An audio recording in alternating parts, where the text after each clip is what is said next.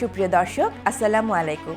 সবাইকে স্বাগত জানাচ্ছি এন্টারপ্রেনার বাংলাদেশ আয়োজিত পাওয়ার অ্যান্ড পলিসির আজকের পর্বে।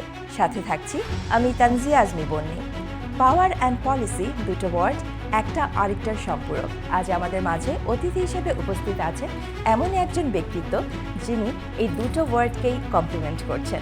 আমাদের সাথে উপস্থিত আছেন সিএক্সও গ্লোবাল অ্যালায়েন্সের প্রেসিডেন্ট মোহাম্মদ ফারুক আহমেদ। চলুন পরিচিত হই মোহাম্মদ ফারুক আহমেদ ভাইয়ের সাথে। আসসালামু আলাইকুম, কেমন আছেন? ওয়ালাইকুম আসসালাম, আলহামদুলিল্লাহ ভালো আছি। Welcome to our show. Thank you. Entrepreneur বাংলাদেশকেও স্বাগতম যে আমাকে আজকে অতিথি হিসাবে আমন্ত্রণ জানানোর জন্য।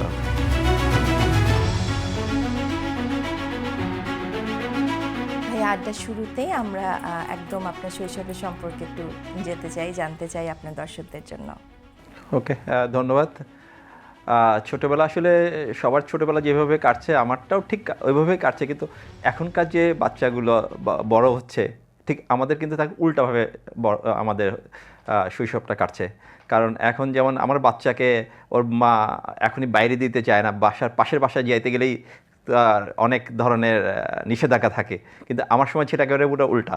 কারণ আমি সকালবেলা হয়তো দেখা যায় বেরোয় যেতাম আর সারাদিন টোটো করে ঘুরতাম আর হলো বাসায় সন্ধ্যার আগে আসতাম। সেটা কোথায় ছিল? আচ্ছা, আমার ছোটোবেলাটা আমার আসলে আমরা জন্মের আগে আমার বাবা মা ঢাকায় থাকতো এবং আমার জন্মের সময় আমাদের দেশের বাড়ি সিরাজগঞ্জে আমার জন্মটা হয়েছে এবং সেটা ছিল যুদ্ধের সময়। ঠিক আছে, এই যুদ্ধের সময় 1971 সালে। তো ওই সময় হয়ে যাওয়ার পরে ওই সময়টা আমরা শুধু যুদ্ধের সময় প্রায় বছর খানেক ছিলাম, তারপরে আবার ঢাকা চলে আসছি আমরা। আচ্ছা, ঠিক আছে, পড়াশোনা আপনার হ্যাঁ, ঢাকাতেই আমরা শুরু সব হয়েছিল? একদম শুরুতে পড়াশোনা এবং মানে পড়াশোনা শেষ পর্যন্ত সব কিছুই আমার এখানে আর কি। এবং মজার ব্যাপার হচ্ছে যে আমি গ্রামের বাড়ি গেছি হয়তো এই কিছুদিন আগে গেছি প্রায় 20 বছর আগে। ঠিক আছে, মানে এরকম আর কি। স্বাভাবিক। আপনার কলেজ বিশ্ববিদ্যালয় কোথায় ছিল? আচ্ছা, ওকে। আমার স্কুল তো ছিল হলো ঢাকার রায়েরবাজার হাই স্কুলে। ওইখান থেকে আমি মেট্রিক পাস করার পরে ঢাকা সিটি কলেজে আমি করেছি, ইন্টারমিডিয়েট করেছি।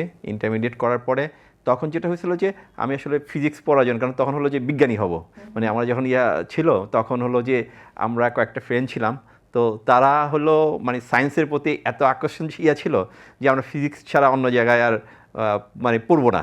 তো এতে যেটা হয়েছে যে আমরা কয়েকজনই ঢাকা ইউনিভার্সিটিতে চান্স পাইনি ফিজিক্সে। আচ্ছা। তো এই কারণে পরে জগন্নাথে আমরা ফিজিক্সে অনার্স করেছি, তারপর মাস্টার্স করেছি। এরপরে এটা হলো আমার শেষ হওয়ার পরে তারপর দেখলাম যে কম্পিউটার না শিখলে হয় না। তারপর আমি একটা প্রাইভেট ইউনিভার্সিটিতে কম্পিউটারে মাস্টার্স করেছি আর কি। আচ্ছা, ছোটবেলায় আমরা অনেক সময় বাচ্চাদের জিজ্ঞেস করি না, তুমি বড় হলে কি হতে চাও? আপনাকে এরকম জিজ্ঞেস করা হলে আপনি কি? না, ছোটবেলা থেকেই যেটা হতো আমাকে জিজ্ঞেস করতে হবে, আমি নিজেই ঠিক করতাম যে আসলে কি করতে হবে। কারণ হচ্ছে যে এটা আসলে আমার বাবা মা কখনো আমাকে এটা মানে আমার ছোটবেলা থেকেই একটা নেশা ছিল যে টেকনিক্যাল জিনিস করা। এবং একদম ছোটবেলা থেকেই যে হয় মানে একটা ছিল যে বিজনেস করা এবং টেকনিক্যাল জিনিসগুলোকে জানা। তো এইটা একেবারে আমার ছোটোবেলা থেকেই ছিল। এমন না যে বড় হয়ে আমি কি হব না হব, আমি কখনো আমার বাবা মাকে কখনো চাপায়ও দেয় নাই এবং আমি নিজে জানতাম যে আমি কি করতে চাই আমি। ঠিক আছে, তো এটাতে আমার কোনো সময় হয় নাই আর কি। আপনি পদার্থবিদ্যায় গ্র্যাজুয়েশন কমপ্লিট করে দেন আপনি আবার কম্পিউটার সায়েন্স নিয়ে একটু ঘাটাঘাটি শুরু করলেন। আপনার জীবনের প্রথম কম্পিউটারটা কি সেই সময় আপনি পেয়েছিলেন? হ্যাঁ, না, আমার হলো ইন্টারমিডিয়েটের পরে যখন আসলে দেখলাম যে আমার আসলে কম্পিউটারের যুগ চলে আসছে, আর আপনি ফিজিক্স করেন আর যাই করেন আপনাকে ধরেন যে আপনি কম্পিউটার না জানলে আসলে আপনি সব কিছুই কিন্তু কম্পিউটার দিয়েই করতে হয়। ঠিক আছে, আপনি যখন এগুলোকে ব্যবহার না করবেন তখন আপনি পিছায় পড়বেন। ওকে, তো আমি চিন্তা করলাম যে আগে কম্পিউটার শিখতে হবে। তো এখন কম্পিউটার শেখার জন্য আমার বাসা থেকে আসলে এত টাকা দিবে না, কারণ কম্পিউটার কিনতে লাগে তখন লাগছিল প্রায় 40 থেকে 50 হাজার টাকার মতো। তো এখন কি হলো যে এত টাকা তো দিবে না, কিন্তু আমার আবার হচ্ছে কি যে আমি হলো টেকনিক্যাল, যেটা বলছিলাম যে টেকনিক্যালি কোনো সামহাও আমি ম্যানেজ করতে পারি সব কিছুই। এবং এই ছোটোবেলা থেকে এই পর্যন্ত আপনি আমাকে যে কোনো ধরনের একটা দিবেন, সমস্যার ভিতরে ফেলবেন, আমি ওটা থেকে বের হয়ে আসতে পারবো। ঠিক আছে, তো এই জিনিসগুলো আমার ছোটোবেলা থেকেই ছিল। তো কম্পিউটারের সময় আমি চিন্তা করলাম যে কীভাবে কম্পিউটার কেনা যায়। তো তখন দেখলাম যে একটা কম্পিউটার কিনতে, একটা ভালো মানের কম্পিউটার কিনতে ধরেন যে 50,000 টাকা লাগে। তো আমি চিন্তা করলাম যে 50,000 টাকা দিয়ে যদি আমি একটা কম্পিউটার কিনি, আমি 2 বছর আমার শিখতে লাগবে, তাহলে আমার এটা আসলে আউটপুটটা ওইরকম আসবে না, কারণ এত দামি কম্পিউটার তখন কিনে আমার লাভ নাই। তখন আমি চিন্তা করলাম যে আমি 30,000 টাকা দিয়ে আমি যদি কম্পিউটার কিনি, আমার যদি 2 বছর পরে, কারণ 50,000 টাকা দিয়ে কিনলে 2 বছর পরে সেটাকে ফেলে দিতে হয়, কারণ আরও নতুন আপগ্রেড ভার্সন আসে। তখন আমি চিন্তা করলাম যে 30,000 টাকা দিয়ে কিনে, কারণ আমার ওই কাজ আর এই কাজ সমান কাজে, ঠিক আছে। তো কী হলো, আমি ঠিক আছে তখন আমি এটাকে 30,000 টাকা দরকার আমার, এখন 30,000 টাকা তো আমার কাছে নাই, এবং আমার বাবাও কম্পিউটার কিনে দিবে না, হলে কম্পিউটার কিনে নষ্ট হয়ে যাবে ছেলেপেলে। যাই হোক, তখন আমি যেটা করলাম, আমার ফ্রেন্ডরা এই কম্পিউটার শেখার জন্য বিভিন্ন ইনস্টিটিউটে যাচ্ছিল, যে 5,000 10,000 টাকা দিয়ে তারা কম্পিউটার শিখবে। তখন আমি ওকে বুঝালাম, দেখো তুমি 5,000 টাকা দিয়ে কম্পিউটার শিখলে তুমি কতক্ষণ শিখতে পারবা, তার চেয়ে আমি তোমাকে শিখাই দিব, তুমি 5,000 টাকা আমাকে দাও, আর তুমি সারা দিন প্র্যাকটিস করতে পারবা। তো ঠিক আছে, ওকে, তো আমাকে আচ্ছা, তার মানে আপনার পলিসি মেকিংটা আসলে সেই বয়স থেকে শুরু হয়ে হয়েছিল এবং ছোটবেলা থেকে এগুলো ছিল। পরে যেটা দেখলাম যে আমি ওই তখন ইসলামী ব্যাংক আর প্রাইম ব্যাংক, ওরা কি করতো, ওরা হলো ওই হায়ার পারচেজের মতো, যে আপনাকে কিছু টাকা অ্যাডভান্স দিতে হবে, এরপরে মাসে মাসে মাসে মাসে কিস্তিতে আপনি বাকি টাকাটা দিতে পারবেন। আচ্ছা, তো আমি প্রাইম ব্যাংকে এবং ইসলামী ব্যাংক দুই জায়গায় গেলাম। তখন ইসলামী ব্যাংক তখন বললো যে 8,000 টাকা আপনাকে দিতে হবে। তো আমি তখন ওই ফ্রেন্ডকে 5,000 টাকা দিয়ে ম্যানেজ করছি, করার পরে দেন আমার বোনের কাছ থেকে 1,000 টাকা নিছি, আর এমনি সেমনি আর 2,000 টাকা জোগাড় করছি। এই 8,000 টাকা জমা দিয়ে আমি ফার্স্ট কম্পিউটারটা, ওই কিস্তিতে ফার্স্ট কম্পিউটারটা নিলাম। ভাইয়া ওইটা তাহলে কোন সময়ের কথা ছিল? হ্যাঁ, ওইটা ছিল হলো আমার 97-এ ছিল। 97-এ ছিল। তারপরে যেটা হলো যে অনেক বড় বড় মনিটর। হ্যাঁ, একটা মনিটর ছিল, এবং মজার বিষয় হচ্ছে আমি যখন কিনছি সেটা হলো র্যাম ছিল মাত্র 2 মেগাবাইট র্যাম। হ্যাঁ, তো 2 মেগাবাইট, আর এখন হলো আপনার অনেক, মানে 2 জিবি, হ্যাঁ 4 জিবি 16 জিবি র্যাম আমরা ব্যবহার করি আর কি। এবং একটা ফ্লপি ডিস্ক, হ্যাঁ ফ্লপি ডিস্ক ছিল, ছিল। আচ্ছা, আপনি এরপর মানে আপনার এই যে কম্পিউটারের প্রতি আগ্রহটা, এটাকে আপনি একাডেমিক পড়াশোনা পর্যন্তই রাখলেন, নাকি পরবর্তীতে কিভাবে এই জার্নিটা স্টার্ট হলো আপনার? আচ্ছা, তো আসলে যেটা হচ্ছে যে কম্পিউটারটা যখন আসলো, আমি তখন পড়াশোনা করতাম, তখন তো ইন্টারমিডিয়েট শেষ করতেছিলাম। তো এখানে একটা মজার বিষয় যেটা হচ্ছে যে এই যে বাকি টাকাটা আমি তো হলো যে 8,000 টাকা দিলাম, তারপর কিন্তু আরও কিন্তু আপনার বাকি আছে 30,000 টাকা, যেহেতু লোন নিচ্ছি 34,000 টাকা ইন্টারেস্ট সহ 34,000 টাকা হয়েছে, মানে আমাকে দিতে হইতো 34,000 টাকা। তো এখন যেটা হচ্ছে যে আমি কি করলাম, আমার ফ্রেন্ড তো শিখতেছে পুরাপুরি, যে সে 24 ঘন্টাই পারলে সে প্র্যাকটিস করতে পারতেছে। এবং আরেকটা জিনিস যেটা হয়েছে যে আমি তখন কিছু স্টুডেন্ট নিলাম। আচ্ছা, এবং আরেকটা জিনিস হলো যে আমি কিন্তু শিখছি তখন বই পড়ে পড়ে, কারণ আমার আবার কি যে কোনো কিছু আমি ঘেঁটে শিখতে পছন্দ করি। হ্যাঁ, যে কেউ আমাকে শিখাবে এরকম আমার ভিতরে ওই ধাঁচটা নাই, ঠিক আছে, যে আমাকে সবসময় আমি নিজেই শিখতে পারি, কেউ আমাকে শেখানো আমার অত পছন্দ হয় না, মানে ওইরকম। তো আমি যেটা করলাম, তখন আমি স্টুডেন্ট জোগাড় করলাম। স্টুডেন্ট জোগাড় করলে দেখা যায় যে 2টা স্টুডেন্ট পাইছি 2,000 টাকা, তার মানে আমাকে অলরেডি 1,000 টাকা করে প্রতি মাসে দিতে হতো, ঠিক আছে। তো এরকম করে 24 মাসে আমি অলরেডি 24 মাসে যা 23 মাসের সময় আমি আমার কম্পিউটারের টোটাল টাকাটা শেষ করে দিতে পারছিলাম আর কি। আচ্ছা, তার মানে তখন থেকে আপনার মানুষকে শেখানোর একটা টেন্ডেন্সি বা ইয়ে ছিল, মানে যেটা এবং আমি মনে করি যে আমি যখন শিখাই তখন মানে অনেক ভালোভাবে শিখতে পারি, মানে ওই কনফিডেন্সটা কিন্তু আমার আছে। যেমন আমার ছোট ছেলেটাকেও আমি যখন পড়াই, তখন আমি ম্যাথগুলো আমি পড়াই, কারণ আমি যখন পড়াই আমি বুঝি যে ওর কোথায় সমস্যাগুলো আছে এবং কিভাবে বললে ও বুঝবে। ওকে, এটা আমি কিন্তু ছোটোবেলা মানে আমার ভিতরে এটা ইনবিল্ট এটা আছে, ঠিক আছে, আমি বুঝি যে। এবং আমার ছেলেটা যখন বোঝে ম্যাথগুলো করে, তখনও ও খুব মজা পায়। হ্যাঁ, এবং অন্যদের কাছে করলে ওই মজাটা পায় না। ভাইয়া, আপনার তো বহুমুখী একাডেমিক যাত্রা আসলে, তো আপনি এটা থেকে কিভাবে এরপরে কর্মজীবনে প্রবেশ করলেন সেই গল্পটা একটু যদি বলেন। ওকে, আচ্ছা, বেসিক্যালি যেটা হচ্ছে, যেহেতু আমি কম্পিউটারে চলে আসছি, তো কম্পিউটারে চলে আসার পরে যেহেতু আমি নিজেই শেখা শুরু করলাম। ওই যেটা বলছিলাম যে আমি আসলে কোথাও কারোর কাছে শিখতে আমার কখনোই হয় নাই, যে তখন আমি নিজেই বই পড়ে পড়ে প্রোগ্রামিংটা শিখলাম। তখন আমি মোটামুটি পিএইচপি প্রোগ্রামিংটা খুব ভালো শিখলাম। শেখার পরে আমি তখন যেটা করলাম যে ইন্টারভিউ দেওয়া শুরু করলাম বিভিন্ন জায়গায়। তো ইন্টারভিউ দিতে গেলে পরে ঢাকা হোসেন মিশন থেকে আমাকে ডাকলো যে ওদের আইটি ম্যানেজার লাগবে। আর একটা জিনিস কি, যে আমি কম্পিউটার কেনার সময় যতটুকু জানি, আর আমি কিন্তু তার চেয়ে মানে কাজ করে যতটুকু জানি তার চেয়েও কিন্তু আমি বেশি জানি। কেন, কীভাবে, সেটা হচ্ছে যে আমি তখন বই পড়তাম, কম্পিউটার অনেকগুলো ম্যাগাজিন, বিশেষ করে কম্পিউটার জগৎ, যে তো ওই কম্পিউটার জগতে এগুলো জিনিসগুলো আমি এত বেশি পড়তাম বা জানতাম এতে যেটা হয় কি যে মজার ব্যাপার হলো যে আমাদের এই এলাকায় আমরা তখন থাকতাম হলো দক্ষিণখানের দিকে, তো ওই দক্ষিণখানের ভিতরে কোথাও যদি কম্পিউটার কেনা দরকার পড়তো তাহলে আমার নামটা আসতো যে ওই ফারুক ভাইকে ডাকো যে আমি একটা কম্পিউটার কিনবো। তার মানে ওই লেভেলে আমার পরিচিতিটা ছিল যে কম্পিউটার জানা, ঠিক আছে। তো যেটাই হোক, যেটা বলছিলাম যে এই কম্পিউটার ইয়াতে আসান মিশনে যখন আমি কাজ করা শুরু করলাম, তো মানে ইন্টারভিউ দেওয়ার পরে আমাকে কাজ দেখে মোটামুটি ওনারা আমাকে হায়ার করলো এবং আমি ভালো কাজ করতেছিলাম মোটামুটি। তো ওই সময় যেটা হলো যে মাথায় তো সবসময় আইডিয়া আসে, তখন একটা চিন্তা করলাম যে এই চাকরির সাথে সাথে নতুন একটা কিছু করা যায় কিনা। তখন ওই itbazaar.com নামে একটা পোর্টাল করলাম, একটা ই কমার্স সাইট, যেটা আসলে বাংলাদেশের প্রথম দিককার একটা ই কমার্স সাইট এবং এটা একসময় খুব ভালো জনপ্রিয়তা পেয়েছিল। কারণ হলো যে এটা হলো এখনকার যেমন সেল বাজার বা আপনার যে বিক্রয়.com, ঠিক এটা ওই রকম তখন ছিল যে কারো যেমন কম্পিউটারে কোনো একটা পার্টস নষ্ট হয়ে গেল, এই পার্টসের জন্য বাকি জিনিসগুলো সে চালাতে পারতেছে না, কোথায় খুঁজবে। তো আমার itbazaar.com-এ তখন এটা দিত, যার দরকার সে আবার ওইখান থেকে তাকে ফোন দিয়ে নিত। আমার সাথে কোনো যোগাযোগ ছিল না, তারা নিজেরা এই কাজগুলো করতে পারতো। আচ্ছা, সেটা আপনার পড়াশোনার পর আপনি শুরু করেছিলেন নাকি না, পড়াশোনা শেষ হওয়ার পরেই? হ্যাঁ, আচ্ছা, পড়াশোনা শেষ হওয়ার পরেই।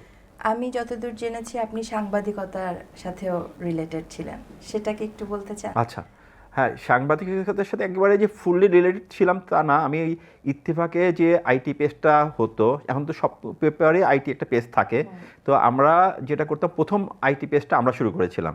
আমি আর জেসান ভাই নামে একজন ছিল, আমরা দুইজনে এই আইটি পেজটা আমরা মেইনলি চালাতাম। তো তখনও আমার সাথে লেখালেখির সাথে সম্পর্কগুলো ভালো ছিল, যে লেখালেখিগুলো প্র্যাকটিসটা হয়ে গেছিলো।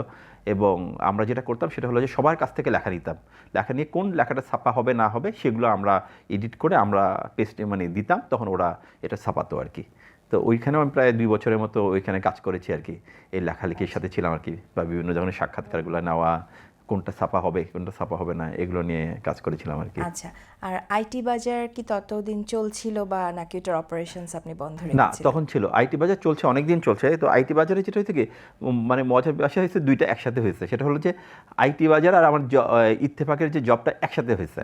এতে যেটা সুবিধা হয়েছে, আইটি বাজারে যখন কোনো ফিচার তৈরি হয় সেই ফিচারটা আবার আমি ইত্তেফাকে দিয়ে দিতে পারতাম। কারণ হচ্ছে যে এই এই মানে আমার সুযোগটা ছিল যে আমি একটা লেখা দিলে তো আর কাটাকাটির কেউ ছিল না, অন্যদের লেখা হয়তো আমরা কাটি, আমার লেখা কে কাটবে। তো তাতে যেটা হয়েছে যে ইত্তেফাকের মতো তখন ইত্তেফাক আবার পিকে ছিল। হ্যাঁ, তো এতে হয়েছে যে সবাই তখন এই জিনিসটা মানে জানতো এবং আইটি বাজারের ব্যবহারটা এটা। এবং আমি যদি কোথাও ইন্টারভিউ দিতে যাইতাম, যে যখন বলতাম যে আমি আইটি বাজার, আমি বলতাম না যে আইটি বাজার আমার, আমি যদি বলতাম যে আইটি বাজারে কাজ করেছি, তাহলে আর আমাকে কেউ কোশ্চেন করে জিজ্ঞাসা করার ছিল না যে ও আইটি বাজারে কাজ করেছেন। মানে আইটি বাজারটা ওই রকম লেভেলে একটা পপুলার একটা ইয়ে ছিল আর কি। আচ্ছা, তো একটু বলি যেটা, সেটা হলো যে যেহেতু আসছে কথাটা, আইটি বাজার করার সময় হয় কি যে মানে প্রোগ্রামিং তো একটা নেশার মতো, ঠিক আছে। তো আমার এমনও দিন গেছে যে কোরবানির ঈদ, সেই দিন আমি সকালবেলা বসছি একটানা 7টা পর্যন্ত, মানে দুপুরে খাওয়াটাও নাই। আমি ওই আইটি বাজারে যখন প্রোগ্রামিংগুলো করতাম তখন একটানা আমি কাজ করছি। হ্যাঁ, আবার দেখা যায় যে 2 দিন আবার কোনো কাজ হয় না, ঠিক আছে। তো তো এটাই বললাম যে ঈদের দিনও আমাকে মানে কাজের যখন একটা ফ্লো থাকে সেই জিনিসগুলো আসে, নেশার মতো হ্যাঁ ছিল। এবং মজার ব্যাপার হলো যে আইটি বাজার করার সময় আমার কয়েকটা ফিচার আমি বললে আপনি খুব মানে ভালো লাগবে, যে এখন তো এআই এর যুগ, এআই হলো ডিসিশন মেকিংগুলো করে। তো আমি আইটি বাজারে এমন কিছু ফিচার দিয়েছিলাম যেগুলো এআই এর মতো। তো তখন তো আসলে এআই কনসেপ্টটা ছিল না। তো যেমন ধরেন যে আপনি একটা কম্পিউটার কিনতে চান, আপনার টাকা আছে 50,000 টাকা আছে, 1 লাখ টাকা আছে, কিন্তু আপনি জানেন না যে কী কম্পিউটার কিনবে। দোকানে গেলে দোকানদার আপনাকে হয়তো ভুল বুঝাবে। তো আপনি তখন কী করবেন, আপনি তখন বলে দেবেন যে আমি 50,000 টাকা দিয়ে কম্পিউটার কিনবে। তখন ও জিজ্ঞাসা করবে তুমি কি গ্রাফিক্সের কাজ করতে চাও, গেমিং খেলতে চাও, না নর্মাল ডাটা এন্ট্রি করতে চাও। তখন সে ওই আপনি টিক চিহ্ন দিলেন, এরপরে আরও কোশ্চেন করবে, এরপরে চাপলে সাবমিট বাটন দিলে আপনাকে একটা কনফিগারেশন দিয়ে দিবে। এবং সবসময় এটা আপনার বাজার থেকে দাম নিয়ে আপডেট করা থাকতো। এবং পার্টিকুলারলি এইটা প্রিন্ট করে আপনি দোকানে দিবেন, আর অটোমেটিক্যালি আপনি ঠকবেন না। অনেকটা কাস্টমাইজড একটা মানে কম্পিউটার ডিভাইস আমার হয়ে যাবে, এরকম হ্যাঁ, কাস্টমাইজ হয়ে যাবে।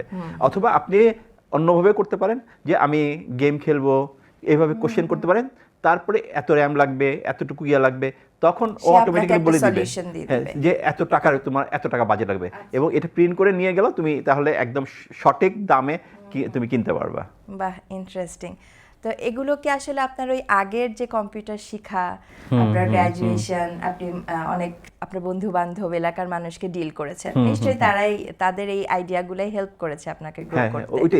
এটাই জন্য হচ্ছে যে আপনার টেকনিক্যাল যে কোনো জিনিসই হলো আপনাকে হলো নিজের থাকতে হয়, এবং হলো যে ওই প্যাশনটা যদি আপনার থাকে যে হ্যাঁ আমি আসলে করতে চাই, তাহলে অটোমেটিক্যালি আপনি এই জিনিসগুলো করতে পারবেন আর কি।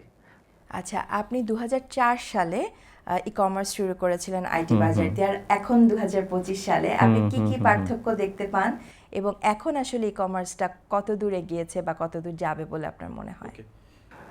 বেসিক্যালি আসলে তো ই কমার্স তখন তো মাত্র স্টার্টিংটা শুরু হয়েছে, কিন্তু তখন আসলে যেটা সবচেয়ে সমস্যা যেটা ছিল, যেটা হলো যে পেমেন্ট সিস্টেমটা। কারণ হলো যে আমিও বড় করতে পারি নাই, বা আমাকে এক পর্যায়ে বন্ধ করে দিতে হয়েছে, কারণ হচ্ছে যে আমার ইনকামটা ছিল না। কারণ আমি কেউ পেমেন্ট দিতে চায়, কেউ তো আমাকে পেমেন্ট দেওয়ার কোনো ছিল না, বিকাশও ছিল না, বা কোনো পেমেন্ট গেটওয়ে ছিল না। হ্যাঁ, তো আমাকে ফ্রি চালাতে হয়েছে, কিছু অ্যাড ছিল, ওই অ্যাড থেকে কিছু আপনার আসতো, কিছু হয়তো খরচটা চলে আসতো, কিন্তু তারপরে ওটা অপ্রতুল। তো এখন তো হলো যে আপনার অটোমেটেড আপনার সব কিছুই পেমেন্ট সিস্টেমটা হয়ে গেছে, তো অনেক তফাৎ হয়ে গেছে, মানে আকাশ পাতাল তফাৎ যেটাকে বলে। তো তারপরেও যেটা হয়েছে যে আসলে আমরা যেভাবে ই কমার্সটা হওয়া উচিত ছিল সেটা আসলে হয় নাই। আচ্ছা, সেটা কেন? এটা অনেকগুলো কারণ। সেটা হচ্ছে যে আসলে আমাদের যে ই কমার্সের যে যারা বিজনেস করে, এক নাম্বার হলো যে তাদের ভিতরে মন মানসিকতা অনেক, যেমন ধরেন যে ইভ্যালি বা ফ্রাইড এক্সপার্টের মতো যে জিনিসগুলো আছে মানুষের আস্থাটাকে কমাই দিচ্ছে। তারপরে প্রতারণার একটা ব্যাপার থাকে, যে আমি ছবি দেখাচ্ছি একরকম, কিন্তু বাস্তবে দেখা যায় যে প্রোডাক্ট যখন চলে আসে তখন দেখা যায় আর এক রকম। তো এই জায়গাগুলোকে যদি আরেকটু ঠিক করা যেত, এবং আলটিমেটলি ই কমার্স বিশাল একটা অপরচুনিটি। এটা তো আসলে হওয়াই উচিত না, কারণ বাইরের কান্ট্রিগুলোর সাথে আমরা যদি নিজেদের বিজনেসটাকে কম্পিট করতে চাই, আমার মনে হয় এটা তো আসলে খুবই দরকার যে আমরা বাংলাদেশকে ওভাবে যেন কম্পিটিটিভ করতে পারি। এই জন্য আসলে কি কি স্টেপ নেওয়া যেতে পারে বলে আপনার মনে হয়? একটা যেমন ধরেন যে ফ্রড যাতে না হয়, এই জন্য ডিবিআইডি নামে একটা গভর্নমেন্ট থেকে করছিল। আচ্ছা, তো এখন এটাও সমস্যা কি, এই ডিবিআইডি আপনি চান, আপনাকে দিবে না। ডিবিআইডি কনসেপ্টটা হলো যে যারা অনলাইনে বিজনেস করবে তারা গভর্নমেন্ট থেকে, যেহেতু তারা ট্রেড লাইসেন্স করারও দরকার পড়ে না অনেক সময়, ছোট একটা অর্গানাইজেশন, কিন্তু তারা চায় যে গভর্নমেন্টের একটা লিস্টেড অর্গানাইজেশন থাকুক। তখন কি হলো, বাণিজ্য মন্ত্রণালয় থেকে ডিবিআইডি নামে একটা আইডি দিল, আচ্ছা, যে এইটা যারা করবে তারা লিগালি বিজনেস করতেছে, ভ্যালিড, এবং তোমরা এটা থেকে কিনতে পারো। তো এটার জন্য সবাইকে উদ্বুদ্ধ করা হলো, প্রচারও করা হলো। আলটিমেটলি শেষ পর্যন্ত দেখা যায় এই আইডিটাও অনেকে দিচ্ছে না গভর্নমেন্ট থেকে। তো এই যে আমলাতান্ত্রিক অনেক জটিলতাগুলো আছে, এই জটিলতাগুলো যদি আপনার রিমুভ করা যেত, তাহলে আসলে অনেক এগুলোকে আগানো অনেক ইজি হতো আর কি। যেহেতু আপনি ই কমার্স সাইট নিয়ে এক্সপেরিয়েন্স করেছেন, আপনার লেখালেখির অভ্যাস ছিল, আপনি খুব ভালো ট্রেনার, আপনার কি কখনো মনে হয়েছে আমি একটা ট্রেনিং সেন্টার দেই যেখানে আমি অনেককে আসলে শেখাতে পারবো, বা আমার এই শিক্ষা, জ্ঞান, এক্সপেরিয়েন্স এগুলাও আরও 10 জনের মধ্যে ছড়িয়ে দিতে পারবো? না, আমার আসলে ট্রেনার হওয়ার কোনো সময় ওইরকম ইচ্ছা হয় নাই। আচ্ছা, কিন্তু আমার হলো যে ডেভেলপার হিসাবে আমি কাজ করছি, কারণ আমার একটা জিনিস কি, যে এখন ধরেন যে ডিসিশন মেকিংয়ে কাজ করছি, সি লেভেলে কাজ করছি, কিন্তু আমার শুরুটা কিন্তু একদম টপ, মানে একদম ছোট থেকে শুরু করে, একদম প্রোগ্রামার থেকে শুরু করে। কারণ আপনি যখন একটা প্রোগ্রামারকে ম্যানেজ করতে যাবেন, তখন কিন্তু আপনাকে সবগুলো স্টেপ জানতে হবে। একটা প্রোগ্রামে অনেকগুলো স্টেপ আছে, কিন্তু আমি কিন্তু সবগুলো স্টেপ পার করে তারপরে আসছি। ওকে, কারণ যাতে হয় কি ওরা ফাঁকি কোথায় দিচ্ছে সেটা আমি সহজে বুঝতে পারি। তো এই কারণে আমাদের অনেকে হয় কি, যে অনেকের টাকা আছে, সে সিইও হয়ে বসে আছে, আলটিমেটলি দেখা যায় টেকনিক্যাল নো হাউ তার নাই। এতে কি হয়, যে কোম্পানিগুলো অনেক সময় দেখা যায় যে ঠিকমতো কাজ করে না, ক্ষতির মুখে পড়ে যায়। তো এটাই আর কি। ভাইয়া, প্রায় 10 বছর হচ্ছে আপনার চাকরি জীবন, তো এখানে আপনার এরপর আপনি উদ্যোক্তা হলেন, তো এর পেছন এই অনুপ্রেরণা এবং উদ্যোক্তা হওয়ার গল্পটা আমরা একটু শুনতে চাই। হ্যাঁ, এটা খুব ভালো একটা কোশ্চেন। কারণ হচ্ছে কি, যে আমরা অনেক সময় কি, আমরা এখনকার ছেলেরা কি হয় কি, যে পড়াশোনার পরেই একটা স্টার্ট আপ খুলে ফেলার পরে কাজ করে। বা আপনার বাইরে যদি দেখেন যে অনেকে আছে যে ড্রপ আউট ছেলেপেলেরা অনেক ভালো করতেছে, কিন্তু এটা কিন্তু সংখ্যাটা খুব কম যারা ড্রপ আউট। কিন্তু আমার যেটা মনে হয়েছে এবং আমি যেটা করছি সেটা আমার কাছে মনে হচ্ছে বেস্ট, কারণ হচ্ছে যে আপনি বিজনেস করার আগে আপনাকে বিজনেস শিখতে হবে। রাইট। তো শেখার জন্য আপনাকে কোথাও চাকরি করতে হবে, ঠিক আছে? চাকরি যদি আপনি করেন তাহলে হবে কি, আপনি ইনস অ্যান্ড আউট অনেক ব্যাকগ্রাউন্ডের যে অনেক কাজগুলো আপনি তখন জানবেন এবং আপনার টেকনিক্যালি অনেক কিছু আপনার শেখাটা হয়ে যাবে। কারণ আপনি প্রথম অবস্থায় একটা বিজনেস করতে বসলে বিজনেসে অনেক খুঁটিনাটি জিনিস থাকে যেগুলো আপনি জানেন না। আলটিমেটলি কি হবে, আপনি যখনই এই করবেন, অনেক টাকা ইনভেস্ট করবেন, আলটিমেটলি দেখা যাবে শেষে আপনার এই টাকাগুলো আসলে খুব একটা কাজে লাগলো না। তার মানে হলো যে কেউ আমার যেটা সাজেশন আর কি, যে কেউ যদি কোনো এন্টারপ্রেনার হিসেবে আসতে চায় তাকে কোথাও না কোথাও জব করে তাকে তার বিজনেসগুলো শিখতে হয়। যেমন আমি যেটা দেখি যে পুরান ঢাকায় যারা থাকে তারা ছোটবেলায় তাদের ছেলেমেয়েদেরকে বসায় দেয় যে আগে বিজনেসটা শেখ, পড়াশোনা কর নাহলে বিজনেসটা শেখো। কারণ হচ্ছে যে ভবিষ্যতে কাজ করতে গেলে নিজের ট্যালেন্টটা কিভাবে কাজ করতে হয় সেটা আগে তাকে শিখতে হয়। এটা যদি সে শিখে ভবিষ্যতে সে অনেক ভালো করতে পারবে আর কি। কিন্তু আপনার ইন্সপিরেশনটা কে ছিল যে আমি এখন রেডি যে বিজনেসে যাওয়ার জন্য? বিজনেসে যাওয়ার জন্য আমার একেবারে বললাম যে ছোটবেলা থেকেই আমার হলো রেডি যে আমি বিজনেস করব, কিন্তু আপনাকে বিজনেস করতে গেলে আমি মাঝখানে বিজনেস যে করি নাই তা না। আমি যেটা করছি সেটা হচ্ছে যে 4 বছর চাকরি করলাম, কিছু টাকা পয়সা জমলো, আবার একটা বিজনেস শুরু করলাম। শুরু করার পর আবার একটা লস খাইলাম, আবার টাকা পয়সা নাই হয়ে গেল, আবার একটা চাকরিতে ঢুকলাম। তা আমার মজার ব্যাপার হচ্ছে কি যে আমার চাকরি পেতে সমস্যা হয় নাই, কারণ আমি জানি যে ইন্টারভিউতে কি কোশ্চেন করবে সেটা আমি জানি, ঠিক আছে? এবং কোনো ইন্টারভিউতে আমি এমন জায়গা পাই নাই যে আমি ইন্টারভিউ দিয়েছি আমার চাকরি হয় নাই, ঠিক আছে? কারণ আমি বুঝি যে তাদের কোশ্চেন কি থাকবে, আমি আগের দিনে ওই কোশ্চেনগুলো পড়ে যাই, ঠিক আছে? মনে হয় যে আমি অনেক কিছু জানি, আলটিমেটলি হয়তো অনেক কিছু জানি না, কিন্তু আমার সাথে কেউ কথা বললে সে ওইটুকু কনভিন্স হয় যে না, ও আসলে কাজ পারবে আর কি। ভেরি ইন্টারেস্টিং ভাইয়া। আমি সিএক্সও গ্লোবাল অ্যালায়েন্সের গল্পটা এবার একটু যেতে চাই। এই উদ্ভাবনীটা বা এই আপনার মাথায় আইডিয়াটা কিভাবে আসলো? ওকে, আচ্ছা, যেহেতু যে এন্টারপ্রেনার হিসেবে কাজ করতেছি, তখন কাজ করার সময় আসলে মনে হচ্ছে যে আসলে আপনি ভালো কাজ করতে চাইলে আপনাকে শেখাটা অনেক জরুরি। তো এখন একা তো শিখতে পারবেন না আপনি, তো শেখার জন্য আপনার একটা কমিউনিটি দরকার বা আপনার মেন্টর দরকার, ঠিক আছে? তো এখন মেন্টর তো অনেকভাবে হইতে পারে।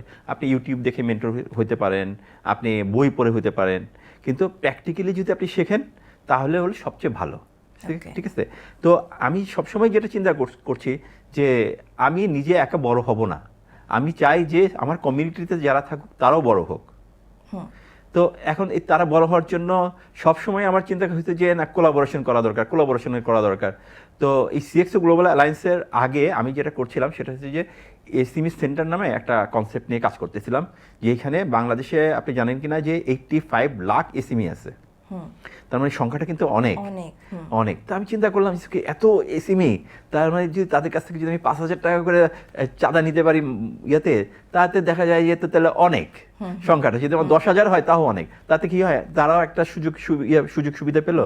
কিন্তু আলটিমেটলি যেটা হলো কি যে এসএমইদের কাছে যখন আমি গেলাম, তাদের কাছে আসলে সবাই হলো কি ছোট অর্গানাইজেশন, আসলে তাদের কাছে অত ফান্ড নাই যে 5,000 তাদের কাছে অনেক টাকা।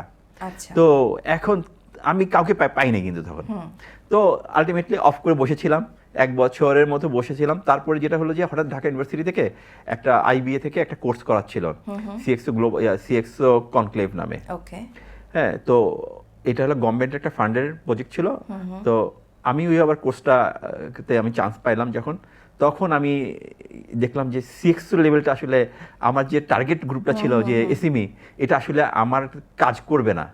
তখন ওই সিএক্সওদেরকে নিয়ে তখন মাথায় আসলো যে তাহলে সিএক্সওদের নিয়ে কিছু করা যায় কেন, কারণ সিএক্সওরা হলো আপনার টপ লেভেলে, তাদের পয়সাও আছে, তারপরে তাদেরকে দিয়ে কাজ করানোর সুযোগ আছে। তো ওইখান থেকে আমার সিএক্স গ্লোবাল অ্যালায়েন্সের আইডিয়াটা আসছে আর কি। আপনি একটু টার্মটা যদি একটু খুলে বলেন আপনার অডিয়েন্সের জন্য। ওকে, আচ্ছা, সিএক্সওর মেন সি মানে হলো চিফ, এক্স মানে এন্টারপ্রেনার বলে, আর ও মানে অফিসার। তো আমরা যখন ম্যাথ করতাম তখন কি করতাম যে x = ধরি x = 5, x = 3, x = 9 এরকম ধরতাম। তো এক্স এর কনসেপ্টটা হচ্ছে যে ওইখানে যে কোনো কিছু আমি বসাবো, যেমন আপনি এক্স এর জায়গায় যদি আপনি ই বসান তাহলে সিইও, আচ্ছা, আমি যদি এফ বসাই তাহলে সিএফও যে ফিনান্সিয়াল কাজ করে, যদি এম বসাই তাহলে হলো সিএমও, তার মানে চিফ মার্কেটিং অফিসার। তার মানে এক্স দিয়ে বোঝাচ্ছে সিইও, সিআইও, সিএমও, এরকম যত লেভেলে আছে, তার মানে এই লেভেলে যারা পড়ে তারাই সিএক্স এর ভিতরে আসতে পারবে। আচ্ছা। তার মানে গন্ডিটা হলো অনেক, ব্যক্তিটা অনেক বড় হয়ে গেল। আর আমি যদি বলতাম যে সিএক্সও, সিইও গ্লোবাল অ্যালায়েন্স, তাহলে কি হলো, শুধু কোম্পানি সিইও যারা তারাই শুধু এখানে আসতে পারবে। কিন্তু আমি চিন্তা করলাম না, আমাদেরকে নেটওয়ার্কিং করতে গেলে অথবা আমাকে বিজনেস করতে গেলে আমাকে সবাইকে একসাথে কাজ করতে হবে, কারণ ফিনান্সের লোক দরকার, আমার সিইও লোক দরকার, সিইও লেভেলের লোক দরকার। তো এই যে টোটাল যে ইকোসিস্টেমটার জন্য আমার সিএক্সও লেভেলের সবাইকে দরকার।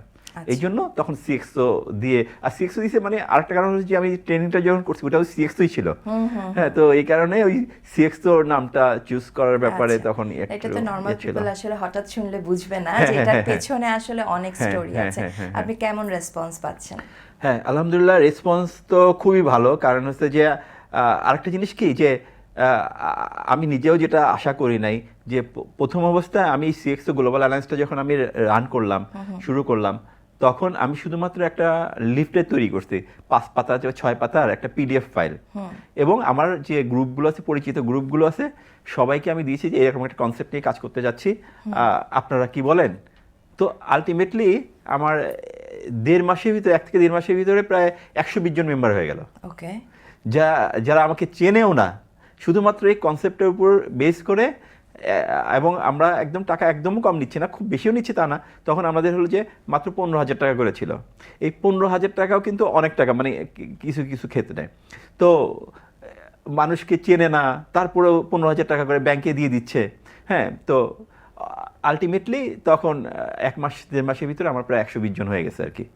আর এখন আমাদের মেম্বার হলো, এই আমাদের প্রায় 2 মাস মতো হয়েছে আর কি, আমাদের 2 মাসের ভিতরে আমাদের 170 মেম্বার এখন। আচ্ছা, আপনার মানে চ্যালেঞ্জটা কি এবং এটা নিয়ে আপনার ভিশনটা কি? আচ্ছা, চ্যালেঞ্জ ভিশনের, আচ্ছা আরেকটু বলি যে সিএক্সও গ্লোবাল অ্যালায়েন্সের করার আরেকটা উদ্দেশ্য ছিল, এটা একটু বলতে ভুলে গেছিলাম। তো এটা কনসেপ্টটা কি, যে এটা একটা ক্লাবের মতো। ওকে, যে এখন সবাই কিন্তু সব ক্লাবে যেতে পারে না। যেমন আপনার ধরে আপনি বনানী ক্লাবে যাবেন, উত্তরা ক্লাবে যাবেন, বা ঢাকা ক্লাবে যাবেন, আপনাকে মেম্বারশিপ ফি দিতে হবে আপনার 50 লাখ টাকা, 1 কোটি টাকা পর্যন্ত আপনার এগুলো অফার করে। আচ্ছা, তো এখন সি লেভেলে তো শুধু সবাই, মানে বড়রা শুধু আছে তাও না। এবং আরেকটা জিনিস হলো যে সি লেভেলে যারা কাজ করে তারা কিন্তু আপনার অনেক টেনশনে থাকে, মানে একটা প্রেশারের ভিতরে থাকে, কারণ তাকে অনেক কিছু ম্যানেজ করতে হয়। আচ্ছা ভাইয়া, তাহলে সিএক্সও কি নিয়ে কাজ করে এবং কেন এখানে মেম্বাররা আসবে বলে আপনি কিভাবে তাদেরকে অ্যাপ্রোচ করবেন? ওকে, আচ্ছা সেটা বলছি, প্রথমে যেটা বলছিলাম যে আসলে আমাদের টার্গেট কিন্তু কয়েকটা, ঠিক আছে। তো 1 নম্বর টার্গেট হলো ওই সমস্ত সিওদেরকে নিয়ে আসা যারা আসলে বড় বড় ক্লাবগুলোতে ঢুকতে পারে না। যেমন যেটা বলছিলাম যে বনানী ক্লাব, গুলশান ক্লাব, এগুলো হতে গেলে আপনার 1 কোটি টাকা লাগবে, 50 লাখ টাকা লাগবে, আপনি কীভাবে ঢুকবেন? কিন্তু আপনারও তো নেটওয়ার্কের দরকার, কারণ আপনি বড় হতে গেলে আপনাকে আরও 10টা লোকের সাথে মিশতে হবে, কে কী করতেছে সেটা জানতে হবে। আপনি যদি বাসায় বসে একটা অফিসে বসে কাজ করেন, কিন্তু আপনি বড় হতে পারবেন না। তো এইটার জন্যই হলো একটা মানুষ একটা কমিউনিটি চায়, ঠিক আছে। তো এইখানে এই জন্যই আমরা একটা মিনিমাম কস্ট দিয়ে একটা কমিউনিটি ডেভেলপমেন্ট করার চেষ্টা করছি। তাতে কি হয়, যে ছোট এবং বড় 2 ধরনের লোকজনই আমাদের এখানে আসছে। বড়রা ছোটদেরকে শেখাচ্ছে যাতে ব্যালেন্সটা ঠিক মতো হয়। এটা হলো 1 নাম্বার। 2 নাম্বার হলো যে আমাদের মেইন কাজ হলো কোলাবোরেশন করা। কোলাবোরেশন মিনস হলো যে আমাদের মেইন একটা আছে, ট্যাগলাইন আছে, সেটা হচ্ছে যে আপনার প্রথমে আপনার কোলাবোরেট, আচ্ছা একটা আমি করবো, আবার রিপিট করবো আর কি, নেটওয়ার্ক নেটওয়ার্ক আমাদের যে একটা আছে, থিম আছে, যেটা যে নেটওয়ার্ক, কোলাবোরেট এবং বিজনেস। তার মানে কি, যে আপনি প্রথমে নেটওয়ার্ক করলেন মানুষের সাথে, তারপরে 2 জন 3 জন এক হলেন, দেন তারপরে একটা বিজনেসে চলে গেলেন। তার মানে হলো যে আমরা শুধুমাত্র যে শুধু নেটওয়ার্কের ভিতরে সীমাবদ্ধ আছি তা না। যেমন আমাদের এখানে কেউ একটা আইডিয়া নিয়ে আসছে, তার টাকা নাই, তাহলে সে কী করবে? তখন আমাদের হলো যে 200 মেম্বার আছে, তো আমাদের যে গ্রুপ আছে সেই গ্রুপে বলেছি একটা ভালো আইডিয়া আসছে, এখানে আমাদের এত টাকা লাগবে, 10 লাখ টাকা লাগবে, এটা করলে এই রিটার্নগুলো পাওয়া যাবে, কারা কারা এখানে ইনভেস্টমেন্ট করতে চায়। তখন দেখা যায় যে গ্রুপের ভিতরে 10 থেকে 15 জন পাওয়া যায়। তখন এই 10 থেকে 15 জনকে আমরা একটা গ্রুপ করে ওই ইনভেস্টমেন্টটাকে নিয়ে আমরা এটাকে এগিয়ে নার্চিং যেতে করি। পারি। তো আচ্ছা। এরকম আমার কিন্তু অলরেডি এরকম 3-4টা প্রজেক্ট নিয়ে কাজ করছি, যেমন একটা পডকাস্ট নিয়ে কাজ করছি। যেমন পডকাস্টের কনসেপ্ট ছিল যে কেউ একজন পডকাস্ট বানাতে যাচ্ছিল একটা, সে নিজে করার জন্য, তো মিনিমাম 6 থেকে 7 লাখ টাকা লাগে। তো এরকম 2-3 জনকে পাওয়া গেল, তারা নিজেরা নিজেদের মতো পডকাস্ট স্টুডিও তৈরি করতে চায়। তার মানে কি আপনি 5 জন যদি হয়, তার মানে 5-5 25 লাখ টাকা মিনিমাম লাগে। তখন আমি বললাম যে তুমি 5 লাখ টাকা যদি বানাবা, তুমি কতক্ষণ এটাকে ইউজ করবা? তার চেয়ে দাও আমরা একটা বানায় দিই, তাহলে কি হবে, তাহলে 5 লাখ টাকা লাগলো বা 6 লাখ টাকা লাগলো, তুমি তোমার মতো ইউজ করবা, ও ওর মতো ইউজ করবে, তাতে কি হয়, এটাকে 24 ঘন্টা ইউজ করার মতো একটা ক্যাপাবল হয়। প্লাস এখানে যা বিজনেস হবে সেই বিজনেসগুলো দিয়ে তোমরা ইনকামও করতে পারবা। তখন আমরা কি করলাম, 20টা শেয়ার করলাম 30,000 টাকা করে। তো 20টা শেয়ারে হয় হলো 6 লাখ টাকা। এই 6 লাখ টাকা দিয়ে আমরা একটা স্টুডিওটা করলাম আর কি। আচ্ছা। তো এতে যেটা হলো যে দুই পাশেই লাভ থাকলো। আরেকটা সুবিধা হলো যে আমাদের দেশে যেটা হয় যে এই 10 জনে মিলে বিজনেস করতে গেলে আসলে বিজনেসটা আগায় না, ঝগড়াঝাটি কিছুদিন পরে হয়ে এটা বন্ধ হয়ে যায়। তো এখানেও আমাদের গ্লোবাল অ্যালায়েন্সের বড় সুবিধাটা হলো যে আমরা ছেড়ে দিই না। আমরা এই যে 20 জনকে নিয়ে আসছি, 20 জনের ভিতর থেকে 2 জনকে আমরা নমিনেট করি, আর আমাদের সিএক্সও গ্লোবাল অ্যালায়েন্স থেকে একজন নমিনেট থাকে। এরাই আসলে মেইনলি বিজনেসটাকে পরিচালনা করবে, অন্যরা আসলে শেয়ার হোল্ডার হিসেবে থাকবে। আচ্ছা। তাতে কি হয়, অন্যদের ভিতরে এই গ্যাঞ্জাম হওয়ার যে বা সমস্যা, ট্রান্সপারেন্সিটাও থাকে, এবং কেউ টাকা নিয়ে চলে যাচ্ছে সেরকম সুযোগ নেই, কারণ আমাদের ক্ষমতাটা দুই জায়গাতেই থাকতেছে, ব্যালেন্স থাকছে। তো এরকম আমরা একটা কফি শপ করতেছি, আল্লাহর রহমতে একটা বড় একটা কফি শপ করতেছি বনানীতে, আমরা অলরেডি জায়গা খুঁজতেছি। তারপর সোলার নিয়ে আমরা একটা কাজ করতেছি, ডিজিটাল মার্কেটিং এর একটা উইংস বানাচ্ছি। তো এটা আমরা সিএক্সও গ্লোবাল অ্যালায়েন্স নিজে কোনো কাজ করবে না, সে হলো এরকম বিজনেস কোলাবোরেশনের জন্য সে মানুষকে উদ্বুদ্ধ করবে। তার যদি টাকা পয়সার সমস্যা থাকে, আমরা এখান থেকে ম্যানেজ করে দিয়ে দিচ্ছি, অথবা তার টাকা আছে অথবা তার আইডিয়া নেই, আমরা তাকে কোলাবোরেশন করে দিচ্ছি। বা ভেরি নাইস ইনিশিয়েটিভ। এবং আমার মনে হয় এটাতে তরুণ উদ্যোক্তা বা প্রজন্মের যারা আছে তারাও হেল্প পেতে পারে, রাইট? এখানে হ্যাঁ, আমাদের সেটা বলছি যে আমাদের এখানে কিন্তু সি লেভেল হইতে হবে। এক নাম্বার কথা হলো যে সি লেভেল হইতে হবে, কারণ আমরা ওই টার্গেটটাকে ফিক্স রাখতে চাচ্ছি যে কোনো একটা কোম্পানি স্ট্যান্ডার্ড মেইনটেইন থাকতে হয়। এখন যে একটা নতুন কোম্পানি করেছে ফাউন্ডার বা সিইও, যে ছোট, সে হয়তো অভিজ্ঞতা কম, সেও আমাদের এখানে আসছে সে শেখার জন্য, তো তারাও অলরেডি এখানে আসার সুযোগটা তাদের হচ্ছে আর কি। আপনি এআই নিয়েও কাজ করছেন ভাইয়া, তো এই দুইটা জিনিসের কিভাবে সমন্বয় করছেন বা করা যেতে পারে বলে মনে করছেন? ঠিক আছে, ভালো কথা। যে আসলে যেটা হচ্ছে যে এটা তো একটা কমিউনিটি ডেভেলপমেন্ট, এটার জন্য আসলে আমাকে কিছুটা সময় দিতে হয়, যেহেতু এটা ফাউন্ডার হিসাবে আমি আছি।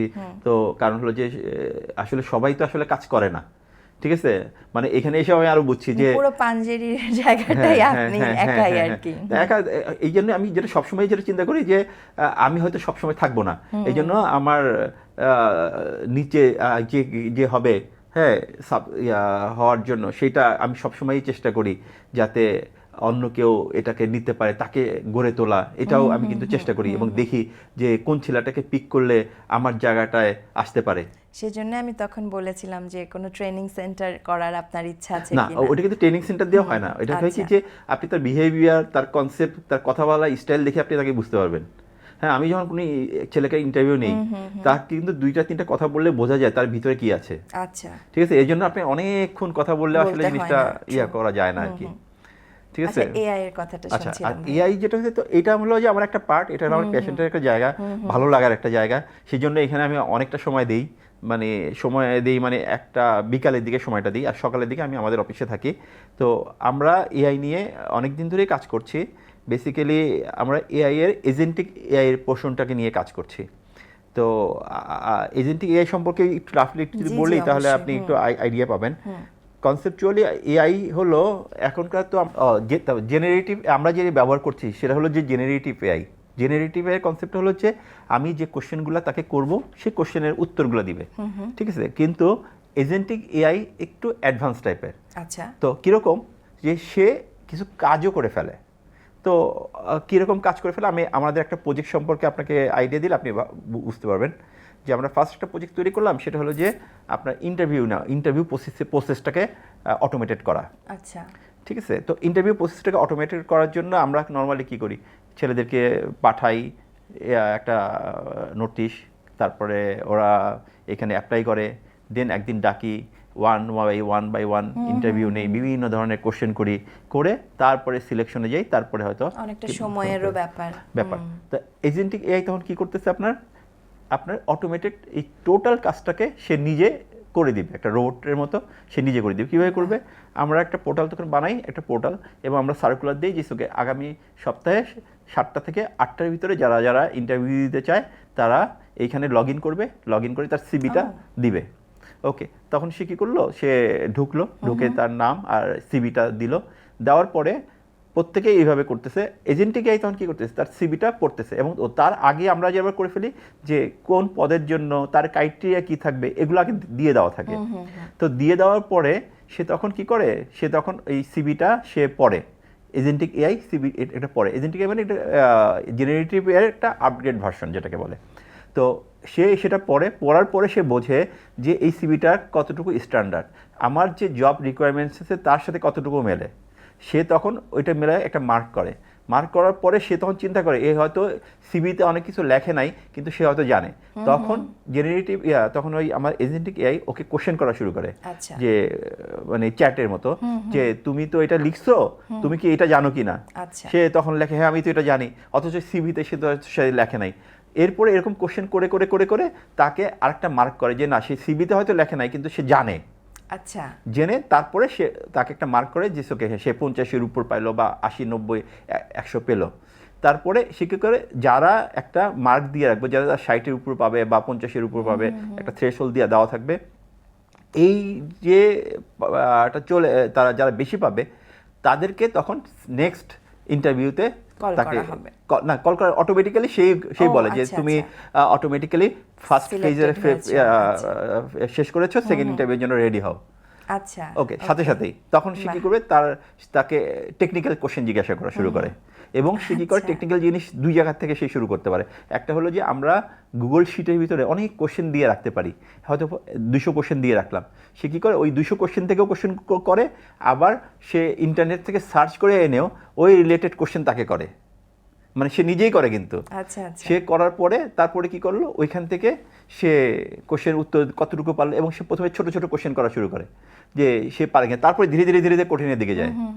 যে দেখে যায় না আর পারে না, তখন সে থেমে দিয়ে তখন বলেছি তোমাকে ওই সেকেন্ডটা শেষ হয়েছে, তুমি এখন আইকিউ নিয়ে তোমাকে কোশ্চেন করা শুরু করি। এইভাবে সে যতগুলো আপনি ধাপ দিবেন ততগুলো ধাপ শেষ করে একবার টোটাল 100 জন বা 500 জন সবার ইন্টারভিউ সে নিয়ে, এবং এটা একটা মানুষ যেভাবে ইন্টারভিউ নেয় ঠিক একইভাবে সে ইন্টারভিউ নেবে। এবং এখানে আপনি তাকে বড় বড় ম্যাথ করতে দেন, সে ম্যাথের করারও উত্তরগুলোও সে বলে দিতে পারবে সে কতটুকু ম্যাচুরিটি নিয়ে এই কাজটা করছে। আচ্ছা, করে তারপরে আপনাকে একদম ম্যানেজমেন্টকে পুরো একটা রিপোর্ট দিয়ে দিবে, ওকে এই হলো সিরিয়াল, টপ 10 হলো এই, আর বাকিগুলো এই। আচ্ছা, খুবই যুগোপযোগী এবং আসলে খুব স্ট্রাকচার্ড একটা জিনিস। বাট আপনার কি মনে হয় ভাইয়া, এভাবে আসলে আমরা যাকে চাচ্ছি এই মানুষটাকে খুঁজে পাওয়া সম্ভব, বা বাংলাদেশ এটার জন্য রেডি এই এআই স্ট্রাকচারটাকে নেওয়ার জন্য? এখন আসলে রেডি আর মানে রেডি না আর ব্যাপার নাই এখানে, আলটিমেটলি এইসব জায়গায় আমাদেরকে আসতেই হবে।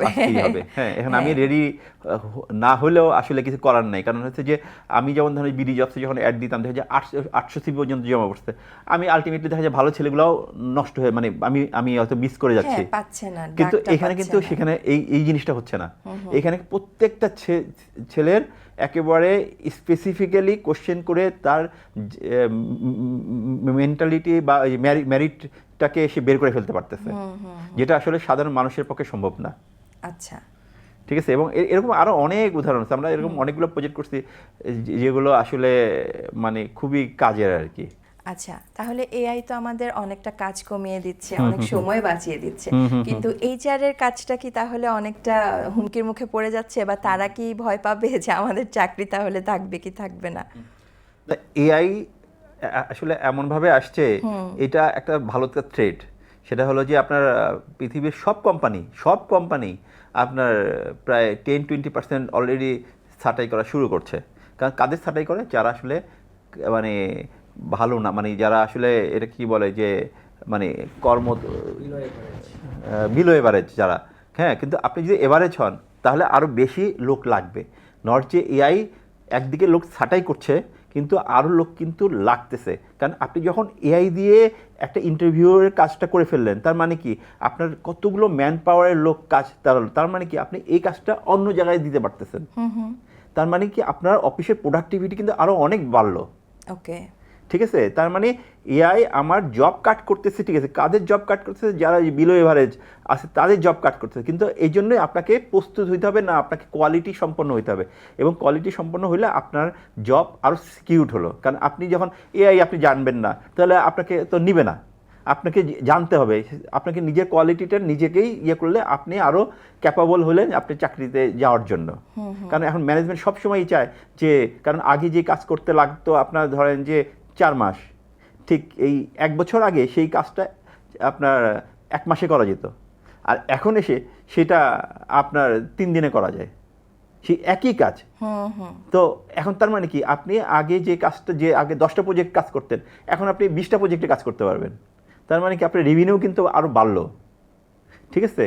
এবং আপনার এই জন্য যে আপনাকে সব ছাঁটাই করে দিতে হবে তা না, আপনার কিন্তু কাজ বাড়াইতে হবে, তাহলে অটোমেটিক্যালি আপনার এই যে থ্রেট অবশ্যই থ্রেট, কারণ আপনি, কারণ যেহেতু অনেক কাজ করে দিচ্ছে আপনাকে, তো থ্রেট ওইটার জন্য আপনাকে যোগ্য হতে হবে, তাহলে আপনাকে নিজেকে থ্রেডের ভিতরে পড়বেন না। আসলে তরুণ প্রজন্ম যারা ভয় পাচ্ছে আসলে যে আমরা চাকরি পাবো কিনা, আমার প্রশ্নটা এজন্যই করার ছিল যে ওরা যেন আসলে ডিমোটিভেটেড না হয়, হতাশ না হয়। আপনি ওই জায়গাটায় ওদেরকে কি বলবেন, কি সাহসী বার্তা দিবেন? ওকে, মেইনলি আসলে ওদের একটাই কথা, সেটা হচ্ছে যে যে টেকনোলজিগুলো আসতেছে সেটাকে আমাকে নিতে হবে, সেটাকে সাদরে গ্রহণ করতে হবে, এটা একটা ফার্স্ট। আমি ভয় পাই বা আমি এটা পারি না এই কথা বললে সে চলবে না। যখন ইন্টারনেট বাংলাদেশে এসেছিল তখন আমরা খুব ভয় ছিলাম, হ্যাঁ ভয় ছিলাম, যে আবার আমরা অনেক পিছিয়ে গেছি এই জন্য। এক্স্যাক্টলি, এবং এটাও ঠিক যে আমরা আসলে ইন্টারনেটের সঠিক ব্যবহারটা কতটা করতে পারছি, এটার প্রশ্নটা আজও রয়ে গেছে। আমি সেই কনসার্ন থেকে জিজ্ঞেস করেছিলাম যে এআইটাকে কি আসলে আমরা পজিটিভলি নিব বা নিতে পারবো, এই জ্ঞানটা, এই বুদ্ধিটাকে আমাদের আসলে আছে? পজিটিভলি নিতে পারবো বা নিব কিনা এই কোশ্চেন করার সুযোগ নাই, এই কোশ্চেন করারই সুযোগ নাই, আপনাকে নিতে হবে, মানে এটা ছাড়া আপনি চলতে পারবেন না, ঠিক আছে। এবং আপনাকে কালকে থেকেই মনে করতে হবে এআই এর সবচেয়ে বেস্ট আমি কীভাবে শিখব, এইটা আপনাকে মনে রাখতে হবে। কারণ আপনি যত ভালো কাজ শিখবেন আপনার প্রোডাক্টিভিটি, যেমন আমার নিজের সত্যি কথা যেটা আমার প্রোডাক্টিভিটি আগে যা ছিল আমি এখন মনে করি আমার 10 গুণ। এই যে আমি এত কিছু সামলাই, আমার একমাত্র হলো এআই এর কারণে আমি এত কিছু করতে পারি। ঠিক আছে, আপনি একটা আইডিয়া দিবেন, আমি সাথে সাথে 7 দিনের কাজ আমি 10 মিনিটে করে ফেলতে পারি, হ্যাঁ, এবং এটা হাই কোয়ালিটি কাজ হয়, যেটা আমাকে হয়তো 2টা 3টা ছেলে নিয়ে আমাকে করতে হতো, আর আমি নিজেই করতে পারি এটা।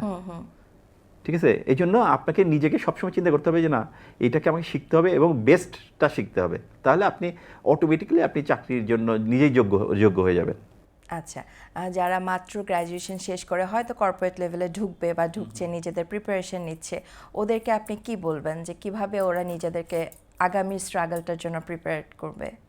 আচ্ছা, মেইনলি যারা ইয়ে করছে তাদের হলো ফার্স্ট যেটা করতে হবে সেটা হচ্ছে যে ইন্টার্নশিপ যেটা ছিল, ইন্টার্নশিপের ভিত্তিতে আগে যাইতে হবে। যে কোথাও একটা জায়গায় অনেকে মনে করে আমি ইন্টার্নশিপে যাবো কেন, আমি তো সরাসরি চাকরিতে, কিন্তু না, বেস্ট হলো যে তুমি কোথাও ইন্টার্নশিপে যাও, তারা কি কাজ করতেছে সেটা করো, এবং সেটা করার পরে নতুন টেকনোলজিগুলো তাকে শিখে অফিসের এনভায়রনমেন্টগুলো বুঝে তাকে তার যে ক্যাপাবিলিটিগুলো সেগুলো তাকে আরও ভালো করতে হবে, এবং কীভাবে এআই ব্যবহার করে তার কাজগুলোকে আরও সহজ করা যায় সেটা তাকে শিখতে হবে, তাহলেই অটোমেটিক্যালি তারা সব মানে ভালো জায়গায় চলে যেতে পারবে আর কি। আচ্ছা, আমি সব শেষে একটা প্রশ্ন করতে চাই, সেটা হচ্ছে সিএক্সও গ্লোবাল অ্যালায়েন্স এটা আসলে সোসাইটিতে কিভাবে ইম্প্যাক্ট ফেলবে বলে আপনার মনে হয়, এবং আপনি আগামী 10 বছর পর এটাকে কোন জায়গায় দেখতে চান? ওকে, হ্যাঁ, খুব ভালো কোশ্চেন। কারণ হলো যে আমার আসলে মেইন স্বপ্নই তো আসলে সিএক্সওটাকে বড় করা, তো এইটার একটা মেইন কাজটা কিন্তু যে কোলাবোরেশনের কথা বললাম, 1 নম্বর কোলাবোরেশন, এবং আমাদের যে বিজনেস, এই বিজনেস সবারই কিন্তু যে ভালো তা কিন্তু না, কিন্তু এখন আমি যদি 10 জন একসাথে করি, আমার বিজনেসটা ছোট বিজনেস, আমি কিন্তু আরেকজনের সাথে সেই বিজনেসটা করতে পারছি। তো আমাদের মেইন কনসেপ্টটাই হলো যে এই নেটওয়ার্কের মাধ্যমে একজনের সাথে আরেকজনের পরিচয়টা করিয়ে দেওয়া, এইটা আমরা করতেছি, এটা আমাদের একটা ভীষণ। জি। এবং আপনি যদি বলেন 10 বছরের ভিতরে কোথায় নিয়ে যাব, তো 10 বছরের ভিতরে আমাদের একটা টার্গেট আছে যে এই ম্যাক্সিমাম যে সিও ধরেন বাংলাদেশে যদি আমরা চিন্তা করি টপ লেভেলে একটা ভালো লেভেলে 50,000 সিএক্সও লেভেলের লোকজন আছে। তো হয়তো আমরা 50,000 না আসলেও আমরা 10 বছরের ভিতরে হয়তো দেখা যায় যে আমরা 10,000 লোককে নিয়ে আসতে পারবো। ওকে, ঠিক আছে, তাও এটাও একটা বড় সংখ্যা। এবং একটা বড় কমিউনিটি যদি আপনি থাকেন, তখন কিন্তু আপনি নিজে একটা প্রোডাক্ট যদি তৈরি করেন, তাহলে কিন্তু এই 10,000 লোক কিন্তু আপনার কাস্টমার। এক্স্যাক্টলি। কারণ আপনি হলো যে ওই গ্রুপে যেহেতু আপনার প্রতি একটা সফট কর্নার থাকবে। তো এই যে এই যে 10,000 লোকেরই কিন্তু একটা যে বিজনেসের কনসেপ্ট যেগুলো আসে সেটা অটোমেটিক্যালি একটা মার্কেটিংয়ের ব্যবস্থা হয়ে যাচ্ছে। তো আমাদের এই 10 বছরের ভিতরে এই একটা টার্গেট যে মিনিমাম 10,000 লোক আমার এখানে আসবে। এবং যেহেতু এটা লোকাল এবং ইন্টারন্যাশনাল গ্লোবাল যেহেতু নাম দিয়েছি আমরা, তার মানে হচ্ছে যে আমাদের এখনই বাংলাদেশের বাইরে প্রায় 7 জনের মতো আছে, আমেরিকাতে, তারপরে ইউকেতে, অস্ট্রেলিয়াতে, তারপর আফ্রিকাতে, এরকম অলরেডি আমাদের আছে। এবং এই যে গ্রুপটা যখন হবে তখন অটোমেটিক্যালি কিন্তু আমার বাইরের দেশের সাথে এক্সচেঞ্জগুলো আমাদের হবে। তো 10 বছর পরে আসলে আলটিমেটলি আমাদের বিশাল একটা অপরচুনিটি সুযোগ আছে যদি আমরা সবাই এটাকে এগিয়ে নিয়ে যাই আর কি। আচ্ছা, অনেক ধন্যবাদ ভাইয়া, আপনার অনেক গুরুত্বপূর্ণ মতামত এবং আপনার অভিজ্ঞতার আলোকে আমরা এগুলো শিখতে পারলাম। আর আমার যেটা মনে হলো যে আমরা ছোটকালে যেটা বলতাম 10 মিলি করি কাজ হারি জিতি না হিলাত, সেই জিনিসটাকে আপনি অনেক স্ট্রাকচার্ড ওয়েতে করছেন। আপনার জন্য অনেক অনেক শুভকামনা এবং আপনার বিজি শিডিউল থেকে আমাদেরকে সময় দেওয়ার জন্য অসংখ্য ধন্যবাদ। আপনি যাবার আগে যদি এন্টারপ্রেনার বাংলাদেশের অডিয়েন্সদের জন্য কিছু বলতে চান। ধন্যবাদ আপনাকেও। তো এন্টারপ্রেনার বাংলাদেশ আসলে তো একটা খুব ভালো একটা কাজ করছে যে এই উদ্যোক্তাদের জন্য আপনার যে যারা অলরেডি কাজ করেছে এই পর্যন্ত, কারণ এটা কিন্তু একটা বড় একটা লার্নিং যে আমি যখন শিখছি তখন কিন্তু এত ইন্টারনেট ছিল না, এত বই যা ছিল অত বই অ্যাভেলেবেলও ছিল না। কিন্তু আমার আগ্রহ ছিল বলে আমি জোগাড় করে অনেক কষ্ট করে জোগাড় করে বই পড়ছি বা আমি শিখতে পারছি। তো এখন ধরেন ইজি হয়ে যাচ্ছে। এবং এই যে লার্নিংগুলো হচ্ছে যে আমাদের এখানে আপনাদের এখানে যারা আসছে তাদের যে স্ট্রাগলের যে জায়গাটা, এখন যারা এই জিনিসগুলো দেখবে বা কাজ করবে তাদের জন্য কিন্তু এই স্ট্রাগলটা অনেকটা সহজ হয়ে যাবে।